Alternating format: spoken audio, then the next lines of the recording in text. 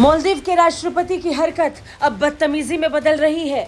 मोइजू अब जिस स्तर पर गिर रहे हैं उसके बाद भारत में इसे लेकर भयंकर गुस्सा है। इतना कि खुद को बोलने से अब पूर्व राजनयिक भी नहीं रोक पा रहे। इंडिया आउट का नारा देकर सत्ता में आए मोहम्मद मोइजू इस हद तक अपनी राजनीतिक रोटियां सेकेंगे, इसका अंदाजा मालदीव्स को भी नहीं था। यकीनन होता तो मालदीव्स की जनता मोइजू को न चुनती। मोहम्मद मोइजू के सत्ता में आने के बाद से भारत मालदीव के बीच रिश्ते मुश्किल दौर से गुजर रहे हैं।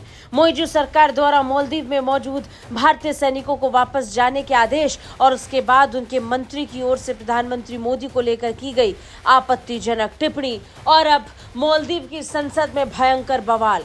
संकेत साफ है कि मालदीव्स भारत के साथ संबंधों को खराब कर रहा है और इसका एकमात्र कारण मोहम्मद मोइजू है। अब इन सब के बीच में पूर्व डिप्लोमेट विवेक काटजू ने एक लंबे चौड़े लेख में मालदीव्स को लेकर सख्त कूटनीति अपनाने के लिए हिदायत दे दी है। प्रधानमंत्री नरेंद्र मोदी को संबोधित विवेक काटजू का ये लेख बताने के लिए काफी है कि पूर्व राजनयिक क्या सोच रहे हैं। उन्होंने अंग्रेजी अखबार इंडियन एक्सप्रेस में अपनी ओपिनियन लेख में लिखा कि 2019 में जिस तरह मोदी सरकार ने बालाकोट स्ट्राइक कर आतंक से मुकाबला करने के बाद भारत के संकल्प को दिखाया था, उसी तरह पड़ोसियों को हस्तक्षेप करने से रोकने के लिए एक रेखा खींची जानी चाहिए। काटजू ने कहा कि अब भारत को एक रेड लाइन खींचनी होगी। उन्होंने लिखा कि पड़ोसी देशों के साथ ये समस्याएं नई नहीं हैं, लेकिन क्षेत्र में जिस तरह से चीन लगातार आक्रामक हो रहा है उससे समस्याएं और बढ़ गई हैं।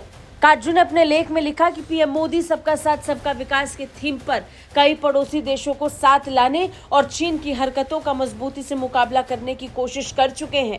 हालांकि पड़ोसी देश भारत के साथ संबंधों पर जोर देते हुए भी चीनी प्रस्तावों को नजरअंदाज नहीं कर पा रहे।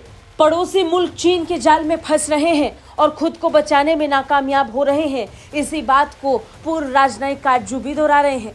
उन्होंने अपने लेख में आगे लिखा कि सुरक्षा क्षेत्र सहित पड़ोस की स्थिति भारत के लिए सही तस्वीर पेश नहीं करती है। ऐसे में भारत को अपने पड़ोसी देशों के साथ संबंधों को एक मजबूत और स्थायी फ्रेमवर्क पेश करने की जरूरत है। काटजू ने अपने लेख में विदेश मंत्री डॉक्टर जयशंकर का भी जिक्र किया और उनकी तारीफ भी की। उन्होंने कहा कि नाम समिट के दौरान मालदीव के विदेश मंत्री मूसा जमीर से डॉक्टर जयशंकर ने मुलाकात की। मुलाकात के बाद जयशंकर ने ट्वीट करते हुए लिखा था कि मुलाकात के दौरान भारत मालदीव संबंधों को लेकर खुलकर बातचीत हुई। इसे लेकर काटजू ने लिखा कि जयशंकर ने जमीर को क्या संदेश दिया होगा, इसका अंदाजा लगाना भी ज्यादा मुश्किल नहीं है।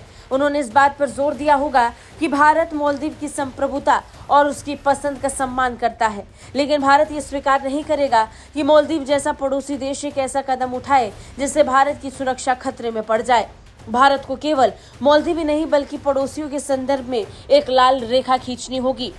विवेक काटजू ने लिखा कि चीन ने पाकिस्तान को भारत के खिलाफ एक हथियार की तरह इस्तेमाल किया है। चीन पाकिस्तान के रणनीतिक हथियारों और उसके वितरण में भी सहयोग करता है। दोनों देशों के सहयोग से बन रहे चीन पाकिस्तान आर्थिक गलियारा इसका लेटेस्ट उदाहरण है। काटजू ने साफ शब्दों में समझा दिया कि भारत को सख्त एक्शन लेकर मालदीव को शुरू में ही रोक देना चाहिए। भारत वैसा कर भी रहा है, पहले बोलकर फिर समझाकर, नहीं समझे तो वार कर, पर भारत कभी अपनी सुरक्षा को खतरे में नहीं डालेगा। ब्यूरो रिपोर्ट, भारत तक।